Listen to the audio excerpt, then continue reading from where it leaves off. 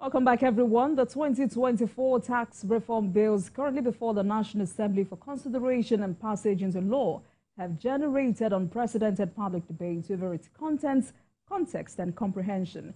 These debates revolve around how the bill will affect internal revenues generation, household livelihoods, businesses, job creation or job loss, potential economic opportunities, and the overall well-being of Nigerians once it becomes law. Chairman of the Presidential Fiscal Policy and Tax Reforms Committee, Taiwo Yedele, has stated that value-added tax is a consumption-based tax tied to where goods and services are used and not the residence of taxpayers and businesses. He explained that the VAT, unlike income tax, operates as a consumption-based levy, where revenue is tied to the location where goods and services are consumed, not where taxpayers reside or businesses are registered. Tonight, we continue to get more perspectives and more insight into this very controversial matter. And joining me on the program this evening is Senator Shehu Sani, author, playwright, human rights activist, and politician, for his own understanding of these bills and how we all can find a common ground. Senator, it is always a pleasure having you on Politics Tonight. Thank you so much for joining us again this evening. Thank you so much, sir. Thank you for having me. Thank you very much. So let's start this conversation with your own understanding of these bills. Are the tax reform bills truly regressive or antithetical to people's aspirations, as some state governments have claimed? Thank you again for having me in this program. Well, first of all, since the beginning of the debate and the discourse on this bill, there have been a lot of emotions and politics that surround the bill and its intent.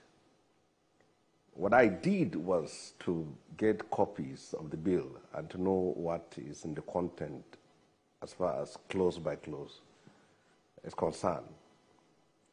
And there is nothing wrong. We are in a democracy. People have the right to express their opinion. And in fact, one can see that the interest shown by Nigerians as far as the views that are expressed, though for those in support and those opposed to the bill, shows the resilience of Nigeria's democracy and also the energy and interest people are putting when it comes to matters that concerns their life and their future. So there's nothing wrong with that. But the debate about the bill should have been about the bill itself. And from my own understanding, there are 4 bills before the National Assembly that has to do with tax reform. The first is the Nigerian Tax Bill. The second is the Nigerian Tax Administration Bill. And the third is Nigerian Revenue Service Establishment Bill. And the fourth is the Joint Revenue Board Establishment Bill. So there are 4 bills. But the opinions being canvassed or been opined by, been submitted by so many people seems to be off the track as far as the content of those bills.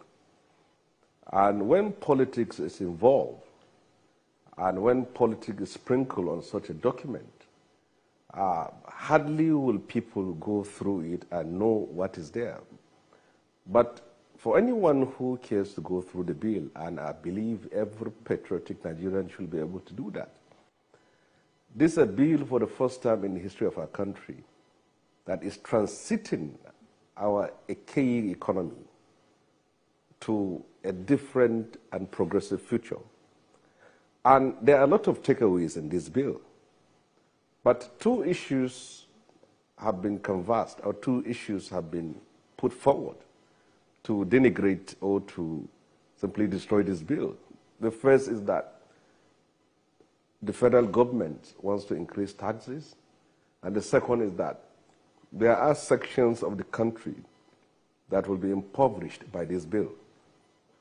And in a society where people don't read, it is easy for people to simply absorb that. It's so simple. You don't need to read anything. Once you are told that And with that, you can simply pick a placard or pick a gun or a stick and say you'll fight this bill to the end. But look at the content of this bill. From the first to the fourth bill, it touches on all lives of Nigerians. In that bill, there is a provision that clearly gives more revenue to the subnational government, which is the state. And from what I have read, almost about the states will benefit from the VAT collection about 55%, and the local government will be benefit with about 35%, making it about 90%. In fact, the federal government, by this bill, is conceding resources or funds that could have accrued to it. That is one aspect of that bill. The second aspect of that bill, from what I have read, is that low-income earners will have some form of relief by the form of tax exemption. So who will oppose that?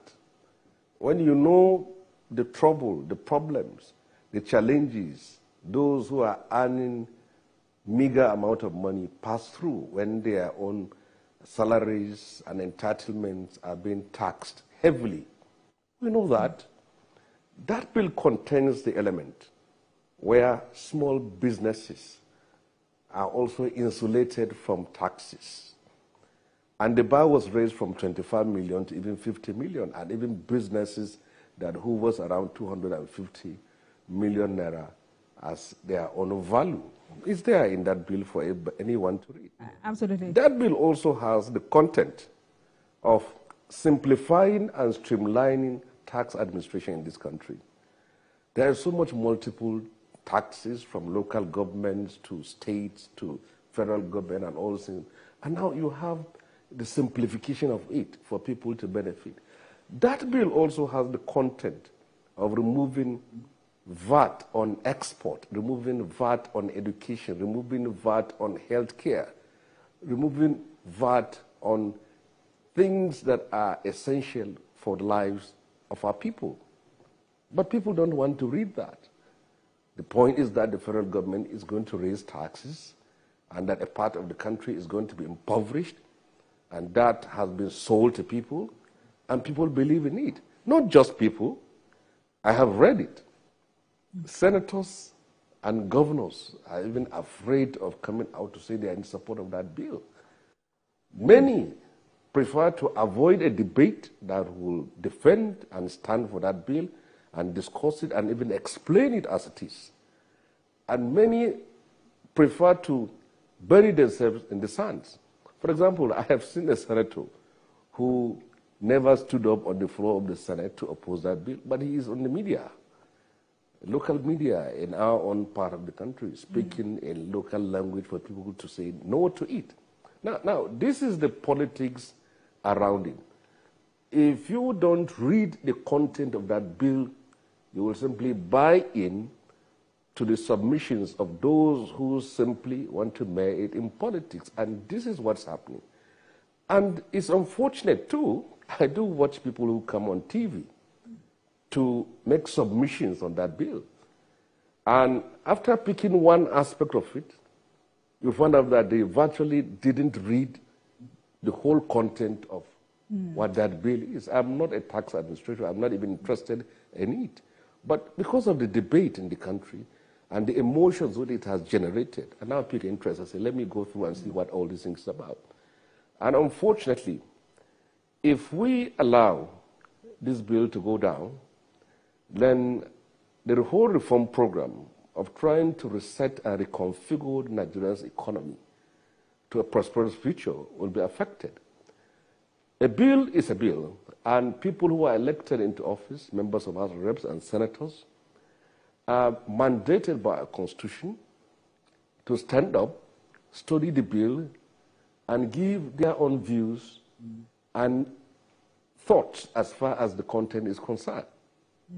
The bill, from my understanding, has passed through first reading, second reading, and there's an opportunity of public hearing where people can now come up and give their views. Elements of that bill that people feel strongly about can be debated and the spurious debate carries the day. But there is so much fear, and I can see timidity on the side of those in the position. All right, Senator, please let me come in here. Having addressed the political sensitivity of the aggrieved, because before now, the conversation was strictly based on derivation formula and how uncomfortable or confused some of the stakeholders who are not happy were. But now, I hear there is some religious sensitivity attached to it. Is there any part of the bill that goes against Sharia law or Islamic belief? Well, you see, we are a democracy, and whenever you bring in any form of bill, people have the right to go through it and see how that affects their lives. But for me, I am not aware of any aspect of that bill that touches on the religious sensitivity of anyone. But I was able to listen to a certain religious cleric who recorded a video and sent it to the public. And he emphasized in whipping up religious sentiment. My own thought is that as a scholar, you will take one of the bills, Nigerian tax bill, go clause by clause, and tell us how each and every of these clauses affects your own religion. Pick the second bill, which is Nigerian tax administration bill, and then also debate it intelligently, intellectually. Tell the people, this is how it affects your faith.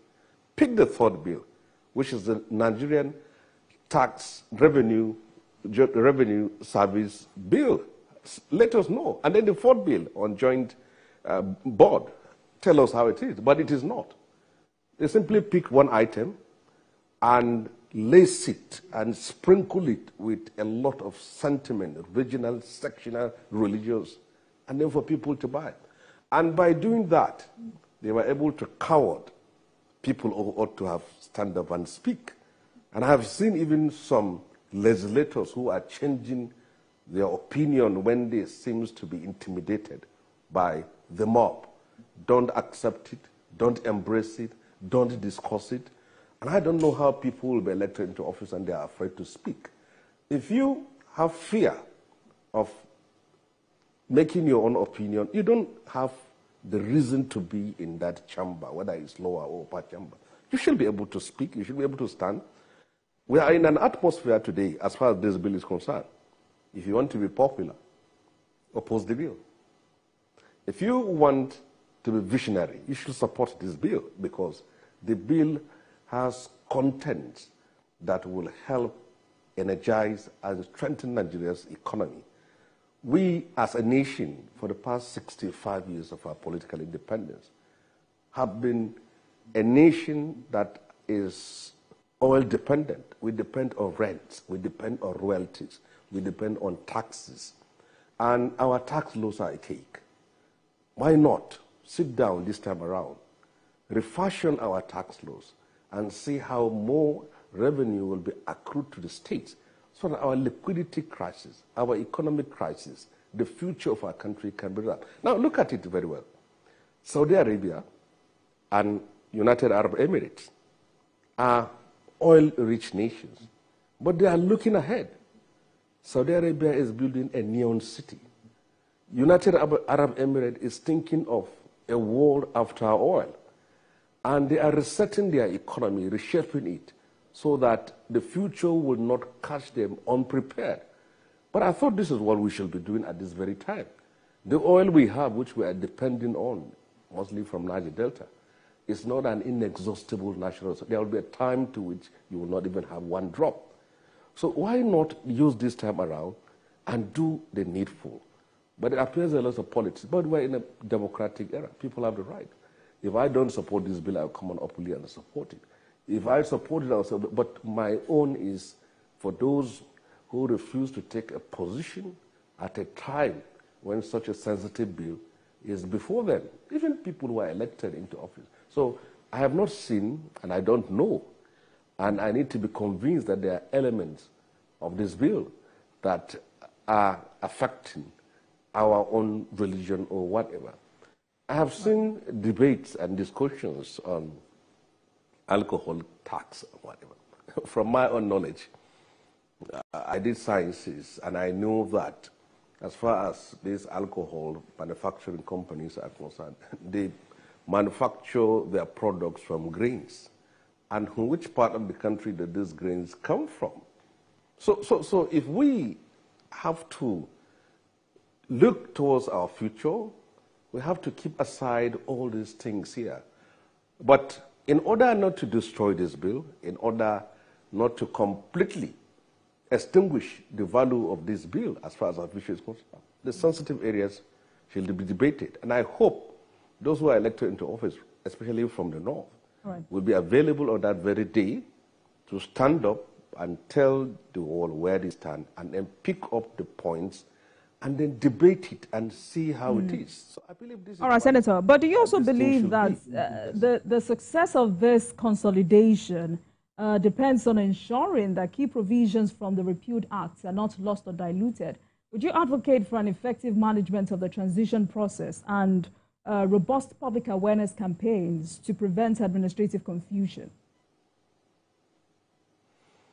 Well, you see, in a country like this, we live in a time of today where an impression is stronger than reality, because you can feed a wrong impression into the social media world, and people will believe, and when the reality comes, they will not. And when people are stronger than you and have more reach out in the media, they will control the narrative, they will control the discourse, and they will shape the discourse. If you have such a beautiful bill and you don't manage the area of its communication to the public, you are bound to be misunderstood. Look at 4 bills. All that you need to destroy it is to say that the government wants to add tax, or the government wants to appoint a consultant that will benefit, or Lagos State is going to benefit from this tax. But go through it and see. Those who will benefit from this bill are the subnationals, all the 36 states, including the Federal Capital Territory. In fact, left for Lagos, they will say that please keep this bill aside because they are also affected. The bill has simplified many things for Nigerians to see. As it is today, we know that if you are a customer of a bank in Kaduna or Katsina or Kano, of a bank, whatever you are being taxed, the bulk of it goes to the headquarters of that bank, which is mostly in Lagos. But this bill has simplified it that the states you reside will be the beneficiary of whatever transaction you're making. So where it is. But it is easy to destroy than to build. And it's easy Senator, I asked that question because... But they can't back it intellectually. Absolutely. And I asked that question because the National Orientation Agency says it is translating the tax reform bills into 36 Nigerian languages to enhance public understanding and engagement with the proposed laws. So how far do you think this would go in addressing some of the contentious issues or douse tension? Well, I wish them good luck, and I know very well at a time like this, one thing that needs to be done is to speak to the public and speak to the nation and do a lot of consultations and media outreach for people to understand and also to diffuse and dissolve the propaganda, the fake concoctions that are coming up as as a result of this bill. That is very important. But we can make the public, the government can make the public understand, the government can make the public at least know the other side of the story.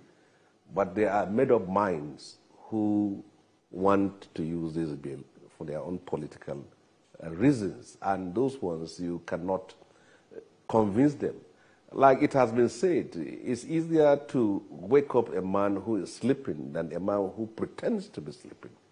So people who people in the upper echelon, the elites, who actually understand this bill, but decided upon themselves to misinform the public about the bill. Well, they have the right to also do it. Democracy gives you that right. National orientation agencies should do a lot. There should be consultation with civil society. There should be town hall meeting organized by legislators from now to January before the public. The senators and members of House of Reps should be empowered to reach out to their constituency, organize town hall meetings and discuss with them, and have no fear. And they should also be able to speak out, because at the end of the day, they are the ones that are being saddled with responsibility of leadership. They should know that nothing comes easy. And for the side of government, there is nowhere in the world where you attempt to reform an economy and you become popular. Reforms are not popular.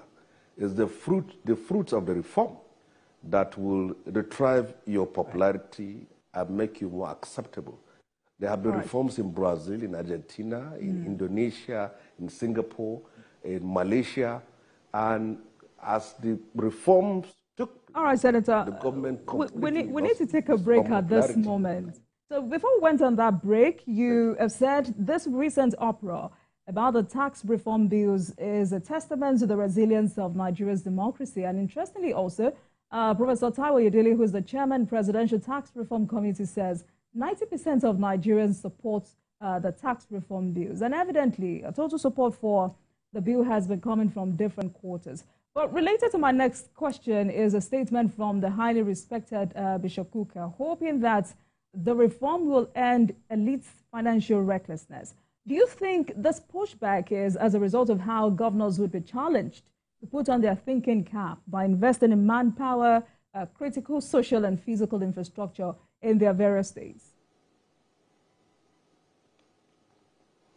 Well, if you go through the statistics of this country, especially with the recent one being rolled out by the National Bureau of Statistics and other UN agencies, you can see the level of poverty, of despondency, and of the level of desperation as far as the economy, impact of the economy on lives of the people is concerned.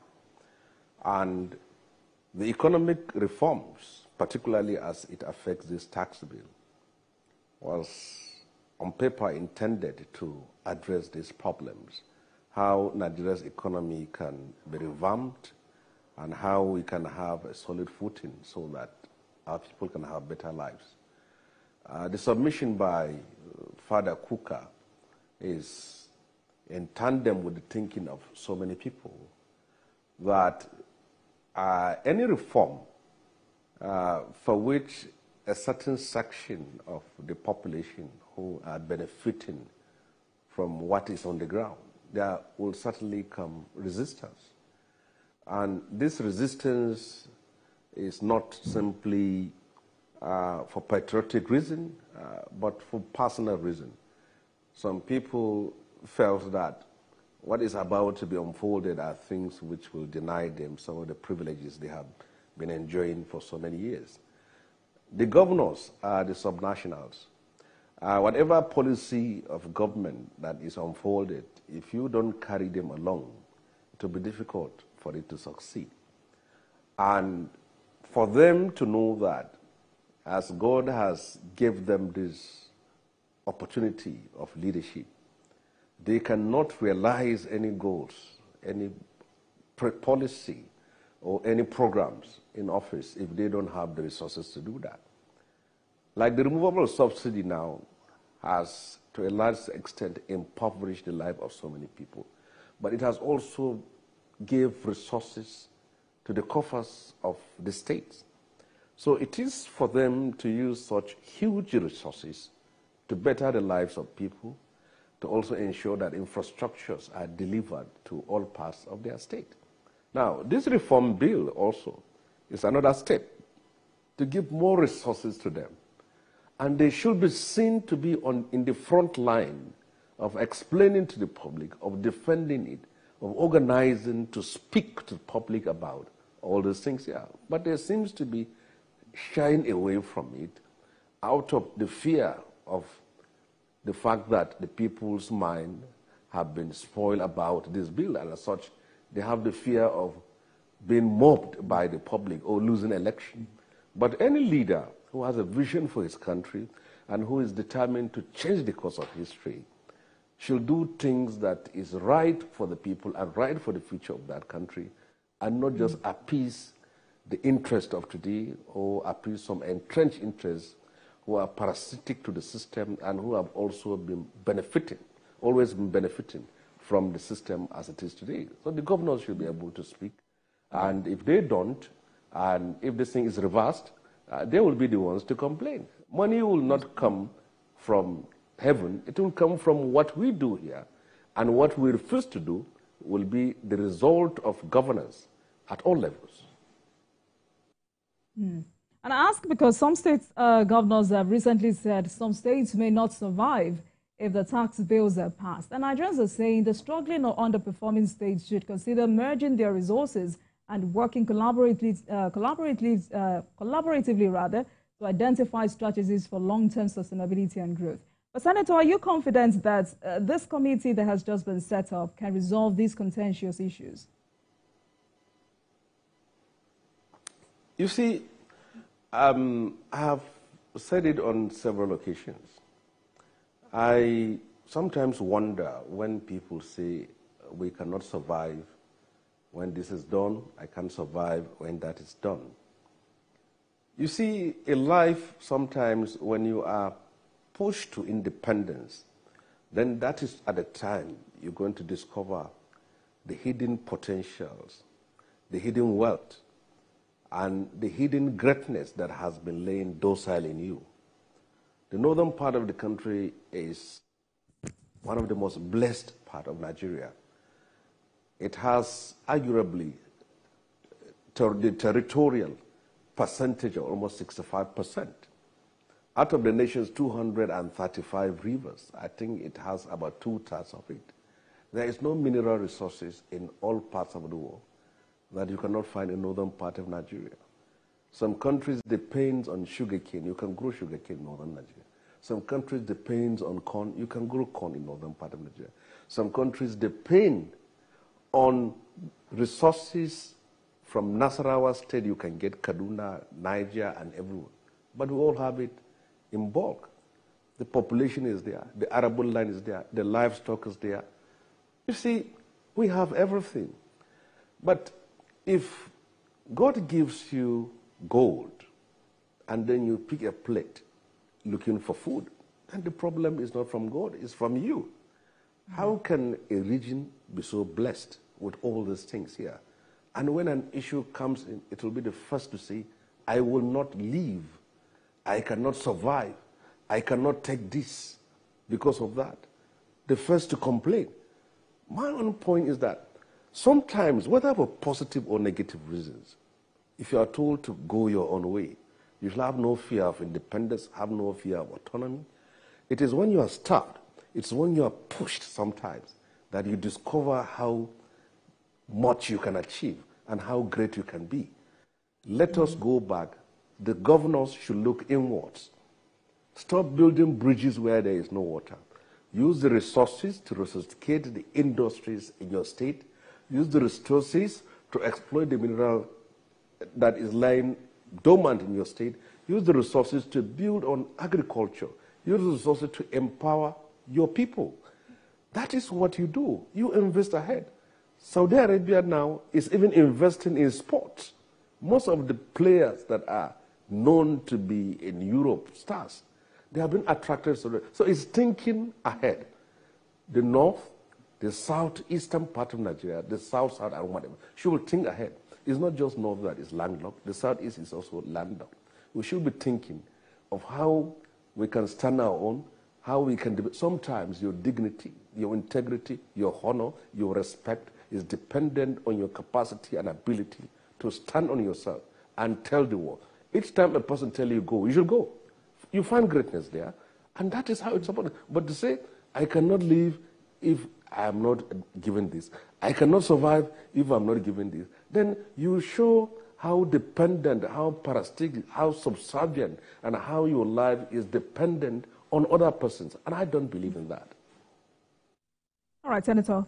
I mean, two more issues before we leave tonight. Let me take you up on other matters. And quite related to this is the role of leadership in fostering national integration. And your take on this is very important because of your immense role in the struggle for this democracy we enjoy today. You know that a country without national integration is often implied as a country deprived of social cohesion and sense of nationalism. Now, when this debate about these tax reform bills kicked off a few weeks ago, it looked like our unity as a people was almost questioned with how stakeholders reacted to it, which prompted the National Orientation Agency emphasizing that the controversial tax reform bills are not to oppress any region in the country. And before now, Mr. President has continued to encourage unity to move Nigeria forward. Two questions, Senator. What is the role of the political class in enhancing national cohesion and integration? And number two, how do we begin to work towards national cohesion by shunning ethnicity and religious polarization? Well, you see, in an ethnically diverse country like ours, diversity should be used to build our country. United States is a multicultural nation. You can also see other multicultural nations that have progress in their lives.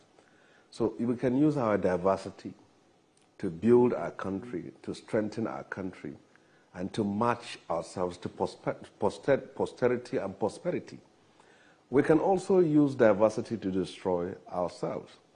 People in the position of authority have a duty and responsibility to ensure equity, justice, and fairness in the way they govern the country.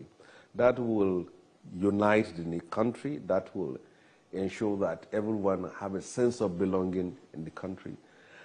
When people win over political power, they should see themselves as servants, people who are elected to serve.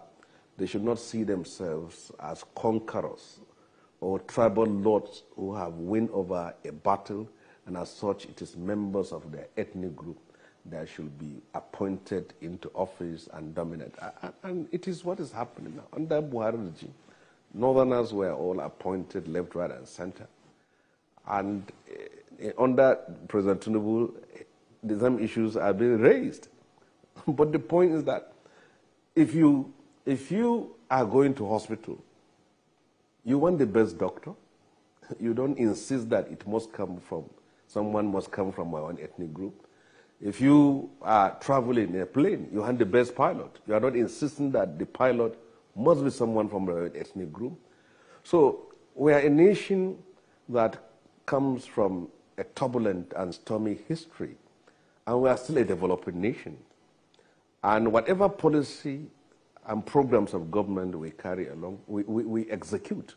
We should take cognizance of the attachment of our people to their cleavages, to their feudal areas, to their religion, to their culture. We should respect the sensitivity of those things, but we should not allow the nation to be weighed down by tribalism, sectionalism, and religious bigotry, as we have seen. The nations need to move forward. All those things have not been able to produce results in our country. We need people who are competent, who are capable, who can move this country forward. We have passed through all these stages here, and it has delivered us to nowhere. All right. Let us be equitable, let us be just, let's be fair. This is the message for those in position of office. That's the only thing that can unite a country, and not, like I've said, not national anthem, not the constitution, not flag, and nothing. Equity and justice. People in power must do it, and they must be seen to be doing it. And if you do it, the nation will be one. This is what happened in Super Eagles. Each time the Super Eagles is winning its matches, you see the nation all coming up together and cheering it. Nobody cares whether the 90% of those who are there are from a certain part of the country. So if the result is delivered and people can see it positively, they will appreciate. This nation needs to move forward, but we can't continue to be preaching national unity while in our conduct we do the opposite. All right. Senator, are you convinced that no leader can fix this country with the 1999 Constitution? You see, Nigeria will have a lot of problems, and there are issues we can solve in the National Assembly by constitutional amendment and by bills. And there are issues we cannot solve. There must be a fundamental change in our constitution. For example, you can't use a bill to dissolve the House of Reps and Senate and only make one parliament as people want it. It touches on the constitution. You can't dissolve the states, merge them, and create regional parliaments. It also touches on the constitution. So from 1999 to date, the constitution has been able to solve a lot of problems. But there are challenges and issues that has arisen over the years, for which can only be addressed if the constitution is addressed. So I am a member of the Committee of Patriots that are calling for a new constitution. But to me, I believe that the constitution is one of so many issues that we have in the country. And gracefully, when we meet the president, he said he is looking at the economy now. And he's going to look at that issue, which is also good. But for now, Nigerians need good governance. Nigerians need to see the fruits of these reforms. Nigerians need to see how governance can positively affect their life. I think this is what is immediately needed for now. So, Senator, finally, your recent admonition to the 10th Assembly. You have advised the 10th National Assembly to preserve parliamentary independence. You're urging these set of lawmakers to carry themselves with dignity to preserve the independence and respect of the parliament. In your words, a compromised parliament portends ill will for the nation. You said during your time, it was unthinkable for heads of ministries, departments, and agencies to ignore your summons. They understood the gravity of the oversight functions. What necessitated that admonition? You see, I was a member of the 8th Senate that was led by Dr. Bukola Saraki. And in the history of Nigeria's parliamentary journey, we have been able to defend the integrity, the sanctity, and the independence of the National Assembly by holding the executive to account. We never allowed ourselves to be rubber stamped. We never allowed ourselves to be dictated upon by the president.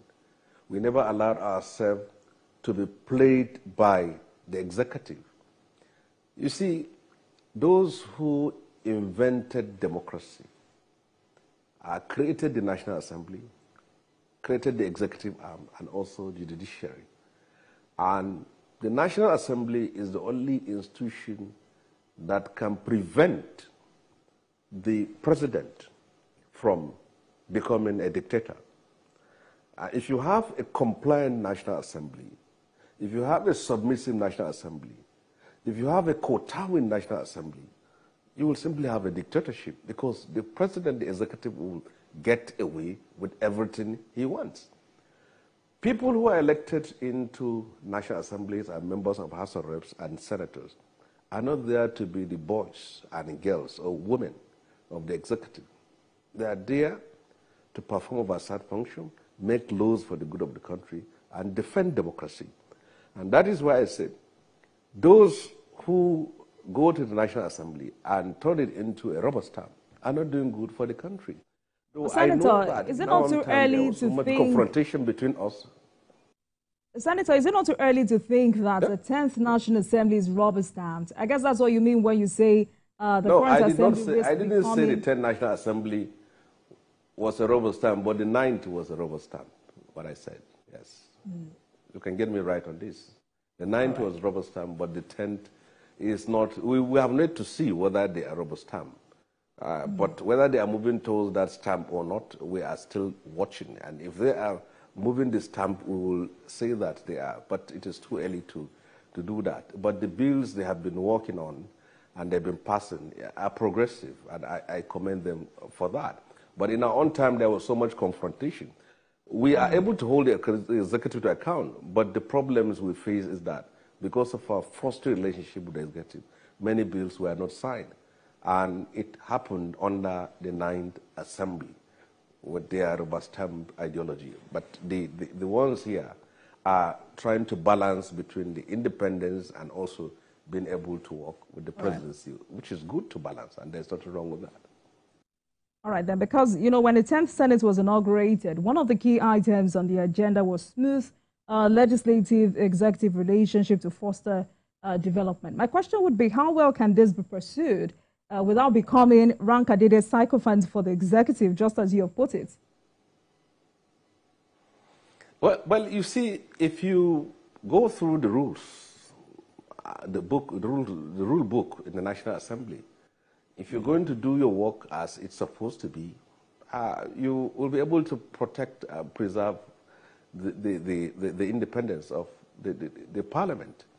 But if you now turn yourself into an automatic approval machine, whatever the president and the executive brings before you, it is giving automatic approval when even people have not read it. I think you are not doing good to the... But luckily, the person who is now the president of the country was once a senator, and he knows the implication of destroying the reputation of National Assembly. Because if anything is going to happen now, the first guardian of that democracy are the National Assembly. And if you destroy them, you are destroying democracy. So whatever the president approves should be tabled before in the chamber. I should be debated. I should pass the normal parliamentary procedure. And if it is in the good of the country, they should approve it. And it is not in the interest of the country, it should be outrightly rejected without fear. That is what democracy is all about. Not everything they brought, you just stamp and say, yes, yes, yes. That is not, to me, that is not how we did our own. Maybe that is why some of us are not back to the parliament. So maybe the nation needs yes men who will say yes, yes, yes, yes. But that cannot be me. That cannot be us. That cannot be from men of conscience and conviction. If we do that, the country will go down the drain, and it's supposed not to be so. All right, Senator, let's wrap up with this. Let's talk about the economy.